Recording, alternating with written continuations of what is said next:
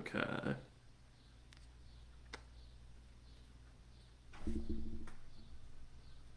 Okay. So before we start, I'm gonna grab a Gatorade real quick. I just got off a call, so my voice is a little bit rusty. So I'm gonna be talking for a little while longer. So I will be right back. Give me one sec.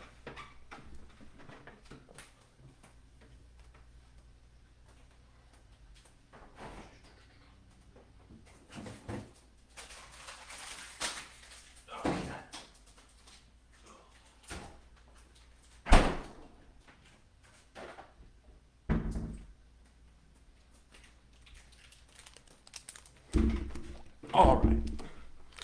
Hello.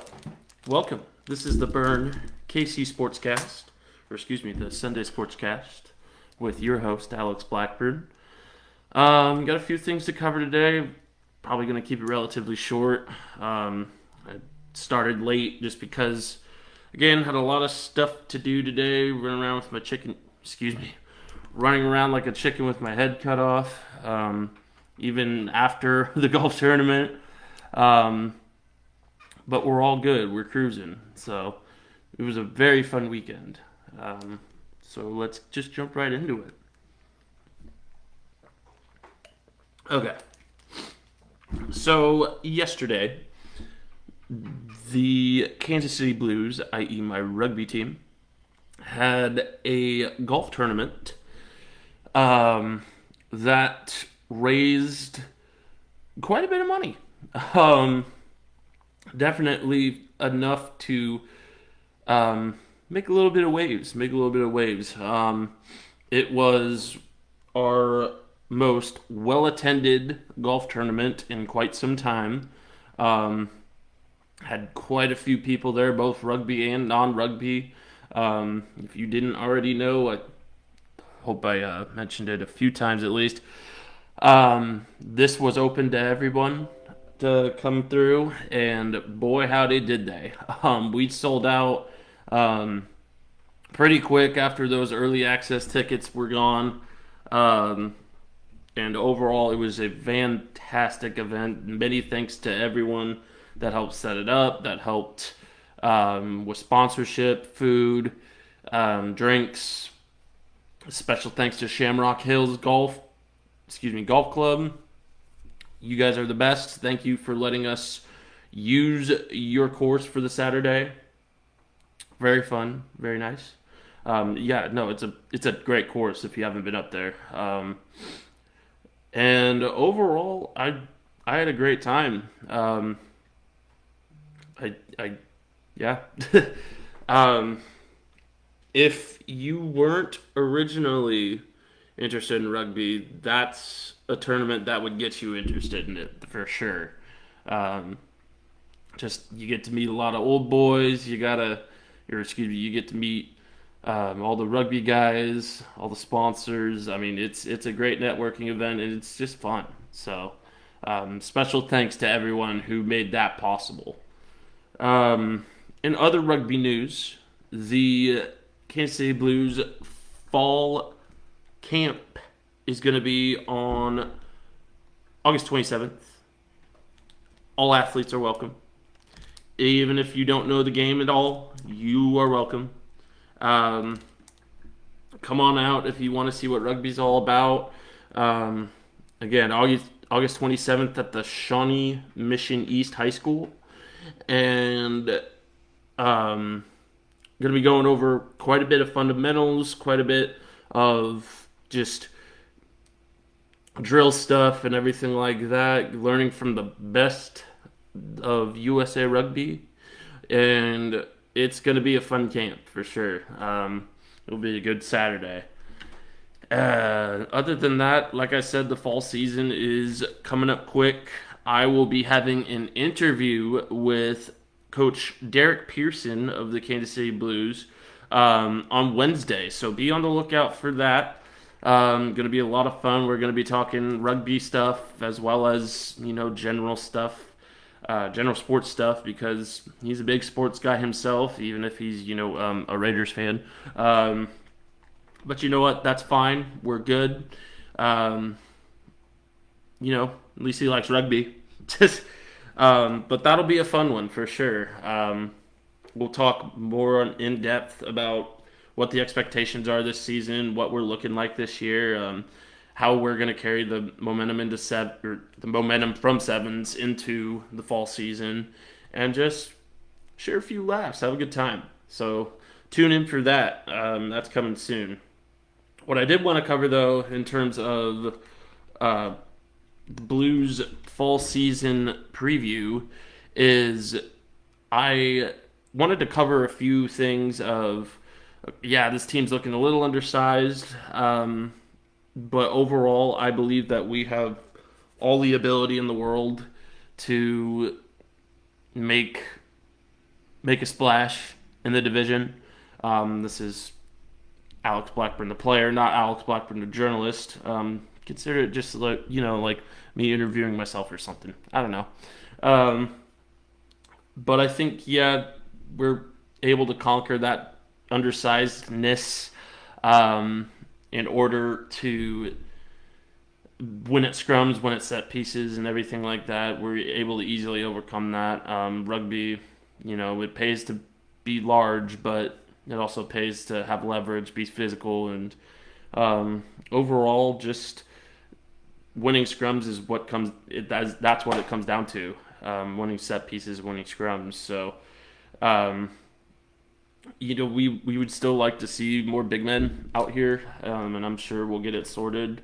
Um, but right now, we got a good competition for it. So it'll be exciting to see who ends up in those spots, and I think we'll be able to make us a name for ourselves this year. In terms of the Midwest Conference. I know we got a lot of tough competition up ahead with Metropolis, St. Louis having a pretty good team this year, and a couple others. Of course, Milwaukee, Wisconsin, or actually no, Milwaukee dropped this year. I forgot, and got replaced by Cincinnati. Um, but other than that, I'll like I said, I'll go more in depth when I'm talking with Derek. That'll be a great time. Come tune in Wednesday at 6:30. It's gonna be fun. Coach Derek's a great guy, Raiders fan or not. So, um, moving right along, let me pull up. Let me pull this up here. Hold on.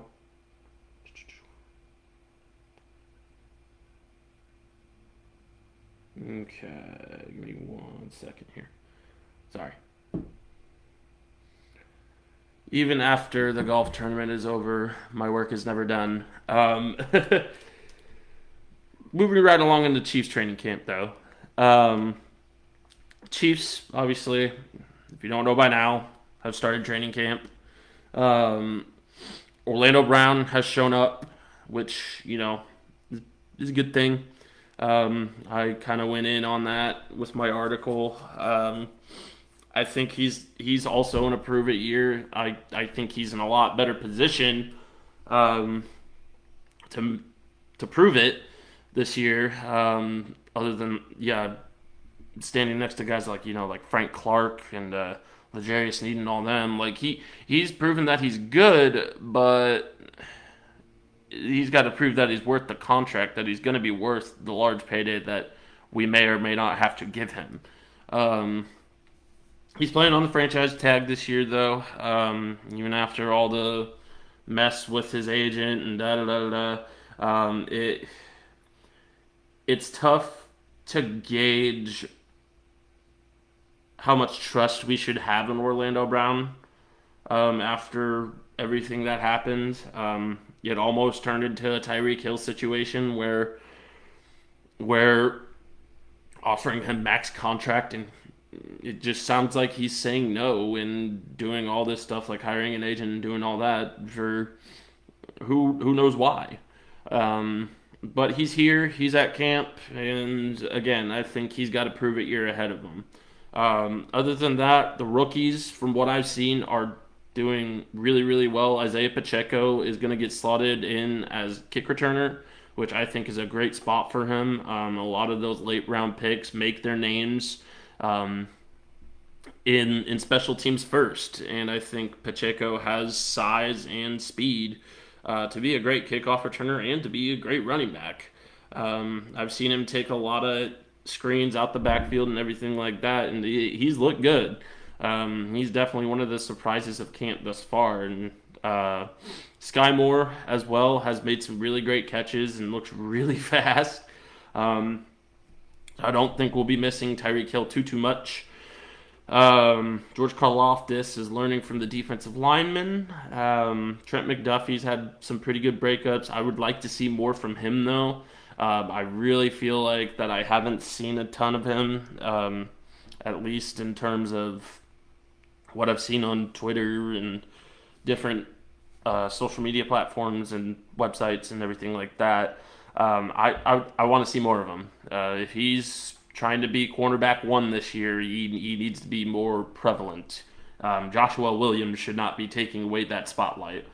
Though, Joshua Williams being really, really good, coming from a D2 college and coming from the fourth round, that's a good training camp story. I like that. We'll see. He's got the size. Joshua Williams, is who we're talking about now. He's got the size to be a shutdown NFL corner. I think he just needs the game knowledge, honestly. Coming from a D2 college, there's a bit of a learning curve between there and the NFL, and an ability curve as well. I think he's got the ability down packed. I think he can keep up with the best of them. But like any rookie, that mental block is probably going to be there. And you just got to remember to study. You just got to remember that you're going to make mistakes, make them at 100 miles an hour. And overall, you'll be good as long as you learn from the mistakes and make up for them. So that's kind of my spiel on Josh Williams, I guess. A few other training camp stories, I guess. Leo Chenal is looking like as advertised. He's looking. He rocked Ronald Jones on a couple hits when he was playing with the ones defense. He can hit, and he's a great downhill back. According to multiple training camp sources, he's also made some pass breakups, which is really good because that was a weakness in his draft profile, was his pass coverage. I personally think we're good on that front. A lot of people had a lot of worry about that, but I mean, look how fast the linebacking core this year. This is a completely different linebacking core from last year. I mean, they've gotten so much better. They've got a lot more youth, a lot more guys that aren't scared to tackle, that will find contact, but also, be good in the pass and be good at speed and finesse plays that you have to have as a linebacker. I think Willie Gay's always had it. I think Nick Bolton showed that he has it, and now Leo Chenal's gonna have to show it too. And so far, he's proven himself. So it'll be interesting to see who wins that final linebacking spot, because he's pretty much the only other linebacker other than Gay and other than Bolton that I've really heard anything about. And then the biggest question, the pass rush. What's it looking like? What are we doing here? Guys, it looks fine. I mean, frankly speaking, it does. George Karlaftis, again, looks as advertised. He's a great bull rusher, and he looks a lot faster than what people made him out to be, including myself, because I also said that his footwork left something to be desired.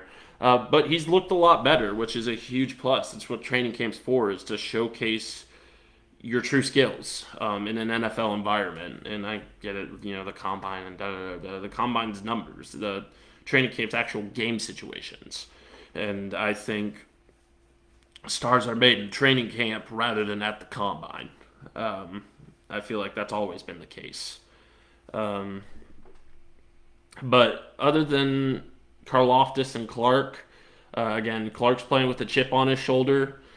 He's in a prove-it year. He's got to prove that he is a leader on that defensive line, along with Chris Jones. Um, which, again, our defensive tackles, yeah, we may have lost Jaron Reed, but we've got such depth. We have such depth at defensive tackle that I'm not really worried about the interior, especially with linebackers that can plug the holes and cover the gaps. I I truly think this defense will look and feel like a top 15 defense. Um, I don't think we'll see a defense that comes out of the gate looking absolutely awful and then pulls their head out of their butt 80% of the way through the season. I hope those days are over because, frankly speaking, a good defense plays the entire season. Um, Again, I think it's very encouraging to see a young group of linebackers that are able to come up and make a hit, as well as a group of corners and safeties that look ready to deliver hits, but also be good in pass coverage. So overall, I think our defense will be fine. And then the final position that we got to talk about is the wide receivers. Wide receivers, that wide receiver room, I have always said is the deepest wide receiver room in football. Not necessarily in terms of talent. I think there's a couple other squads that definitely have us beat there. But in terms of depth, I mean, we have such a deep wide receiving core. Um, that's made up of serviceable, at least, guys. Um, I trust our lower wide receivers, such as Jody Fortson, such as Darius Fountain. I think his name's like Justin Watson, the guy that we got from Tampa Bay. Um, and then, of course, you've got Sky Moore, you've got options in the backfield as well, and everything like that. Like, I really don't think this offense can get worse. I think it can only get better. And yeah, I know that's saying something because, well, we just lost one of our, we lost an elite wide receiver, da da da da da. But you have more balance in your attack, which I think is what Andy Reid was looking for, and I think that's what Patrick Mahomes was looking for as well, is a balanced attack. You've got plenty of options. You don't have to just cover, Hill and Kelsey, and boom, that's it. Like, that's why everybody was saying, Patrick Mahomes is, that's why Patrick Mahomes got those weird comparisons. That I've talked about in an article before, pretty at length. Go check it out. But that's why he's gotten those weird comparisons, is because, yeah, for a while, those were his only two options. And no matter how Andy Reid drew it up, really all you had to do was cover the first and second option. And then the third, fourth, fifth, they were there. Patrick found them, which is another thing. Like, yes, he does. He knows how to play when option A and option B are gone. Like, we've seen that. I mean, even with games without Tyreek Hill is a huge example, where he's just shined and performed well. And I don't expect that to drop off. In fact, I expect that to get better with the depth we have at receiver. So, just I agree with the weird comparisons. You'll know my further thoughts if you just read the article. So, moving on to, I'm actually gonna I'm gonna talk about the NFL in its punishment process first before I talk about the Royals, just because obviously Chiefs, NFL, they coincide. Um, the NFL punishment process is so broken. Um, if you don't already know what I'm talking about, obviously I'm talking. Well, I don't want to say obviously. I'm sorry if you don't know what I'm talking about. Um, but I'm talking about the Deshaun Watson situation. And again, I know it's not Kansas City sports, but it affects our culture as a whole. Um, it's a weird thing about sports that it has its place in culture. Um, but it,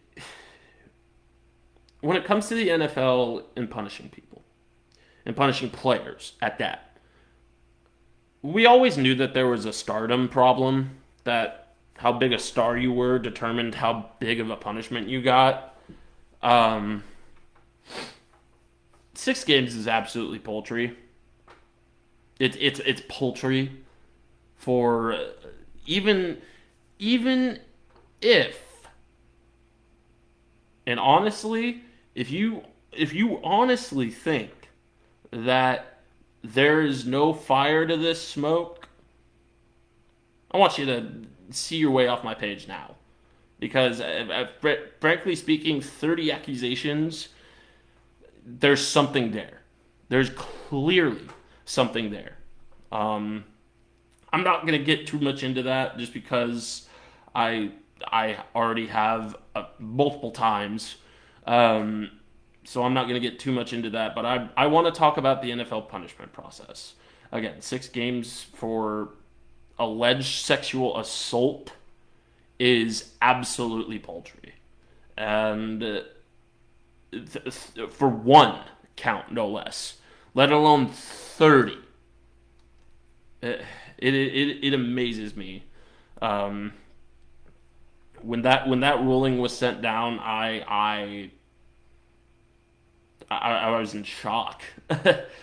Because, but also at the same time I wasn't, because I know the NFL's history with violent crime and with star players. Ray Lewis, Ray Rice, let me think. Kareem Hunt, who's also made news today. If you didn't already know, he's requesting a trade.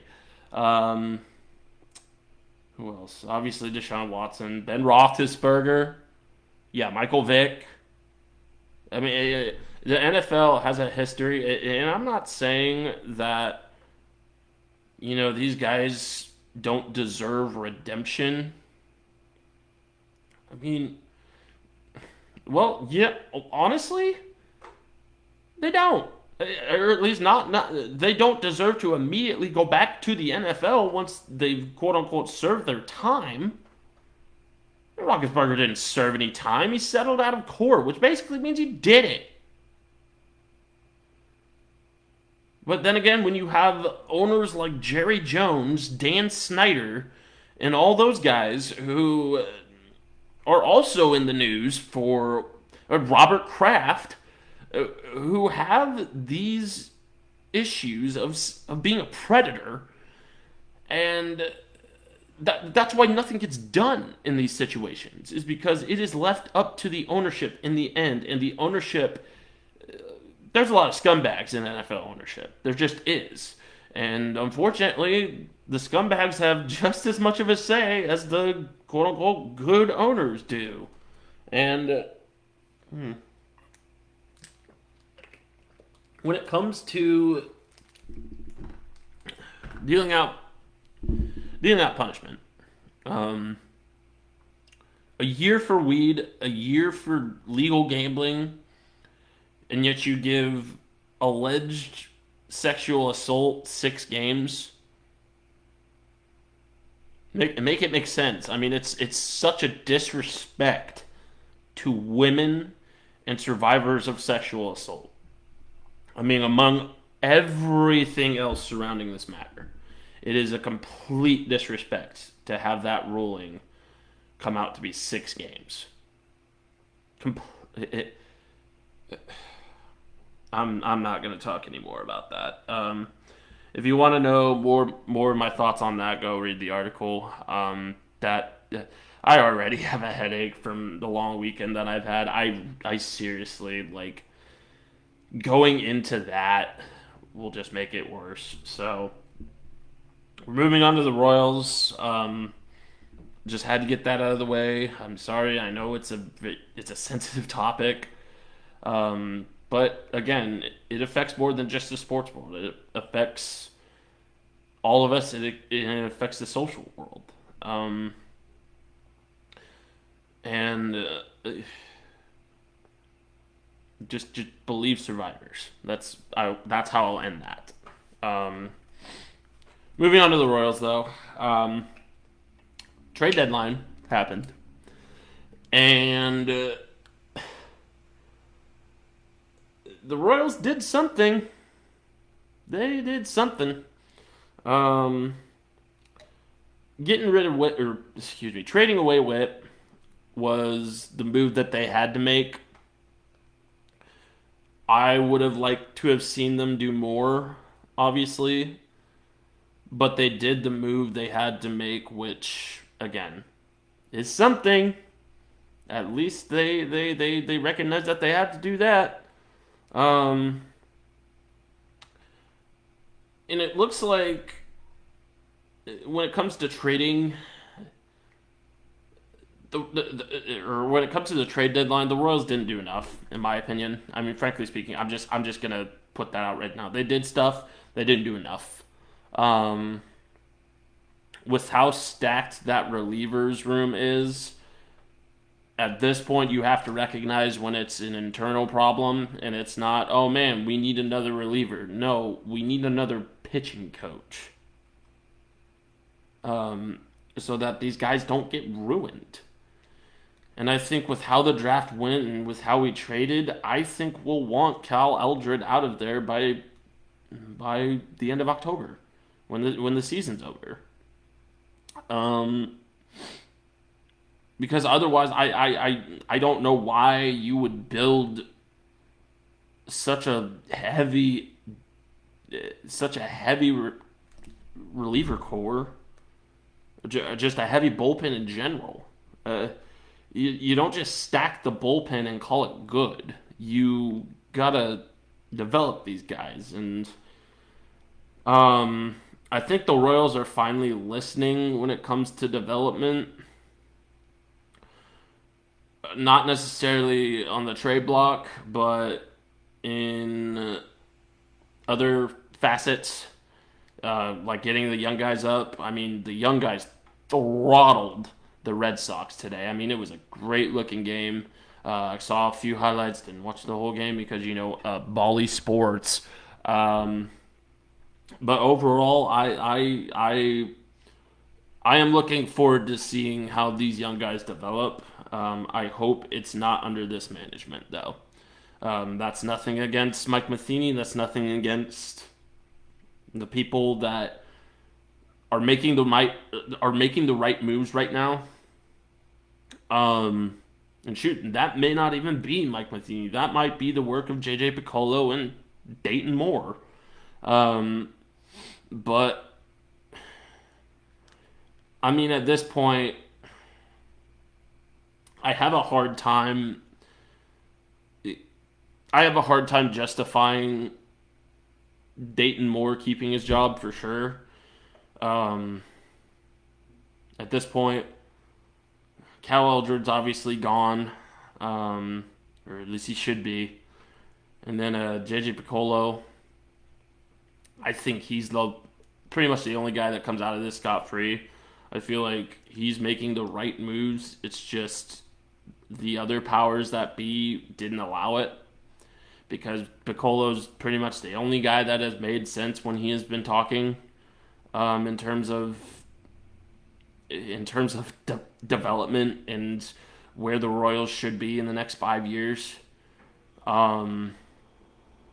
Again, I'm no expert on these situations. I'm just a journalist, please. but I think Piccolo, of all people, is the person that John Sherman should be listening to, and John Sherman should be making decisions in regard to who stays and who goes. I know Matheny just signed the extension and da da da da da da da. This was a super disappointing season. I mean, the last two of Matheny's tenure have been super disappointing. Um, but I mean, there's a reason he got ran out of St. Louis, and it's because he's doing the exact same thing to the Royals. He's trusting in old guys who are tired and past their prime, and leaving the young guys by the back burner. And overall, I think Matheny is second to go over it. In my opinion, it's Eldred, Matheny, Moore, probably not Piccolo. But that's my order of firing. um, but I don't know. That's probably their show. I know that it was kind of short. I am very tired after a very long weekend of doing the golf tournament. Again, huge thanks to everyone who came out, who sponsored, who made food, who helped. Um, it was a true sight to see. It was a lot of fun, and I'm happy to hear that it's really been nothing but good things. Um, Again, Wednesday, I will be interviewing Mr. Derek Peterson, or excuse me, Derek Pearson. My apologies, Coach Pearson. Um, I'll be interviewing him Wednesday at 6:30. Come check it out. Um, it's going to be exciting stuff. It'll be a good time. So that's our show. I hope you enjoyed. Again, I know it's a little on the shorter side, but I want to go to bed. um, it's been a very long weekend, but it's been a fun and eventful weekend that I have a lot to take pride in. Just in the Blues do too. So, anyways, this is the Burn KC signing off for the night. Have a great night and a great week. Thanks.